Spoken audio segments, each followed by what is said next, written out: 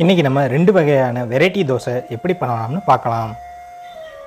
முதல்ல நம்ம பார்க்க போகிறது கடப்பா கார தோசை. இதுக்கு 2 டேபிள் ஸ்பூன் அளவு பொட்டுக்கடலையை ஒரு மிக்சி ஜாரில் சேர்த்துக்கலாம்.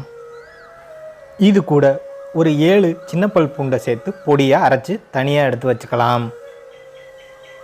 இப்போ அரை மணி நேரமாக ஊற வச்சுருக்க காஞ்ச மிளகாயை மிக்சி ஜாரில் சேர்த்துக்கலாம். ஒரு மீடியம் சைஸ் வெங்காயத்தை நறுக்கி இது கூட சேர்த்துக்கலாம். அரை டீஸ்பூன் ஜீரகம், சுவைக்கு ஏற்ப உப்பு சேர்த்து 2 டேபிள் ஸ்பூன் அளவு தண்ணி ஊற்றி மைய அரைச்சி எடுத்துக்கலாம்.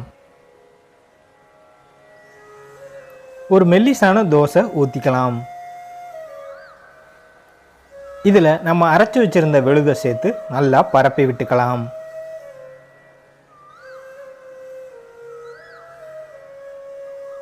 எல்லா பக்கமும் நல்லா பரப்பி விட்டதுக்கப்புறம் தேவையான அளவு நெய் ஊற்றிக்கலாம்.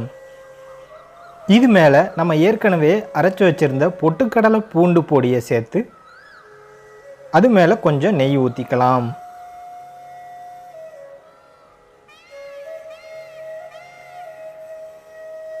இப்போ திருப்பி போட்டு வேக வச்சுக்கலாம். இதுக்கு சைடிஷ் எதுவும் தேவையில்லை. ரொம்பவே சுவையான காரமான கடப்பா கார தோசை தயார். அடுத்ததாக நம்ம பார்க்க போகிறது நம்ம எல்லாருக்கும் பிடிச்ச பொடி தோசை. ஒரு தோசைக்கல்லில் மொத்தமாக ஒரு தோசை ஊற்றிக்கலாம். ஊத்தப்பம் மாதிரி இருந்தால் போதும். இது மேலே இட்லி பொடியை தூவி விட்டுக்கலாம். இதுக்கு மேலே 3லிருந்து 4 டேபிள் ஸ்பூன் நல்லெண்ணெய் ஊற்றி மொறுமொறுன்னு வேக வச்சு எடுத்துக்கலாம்.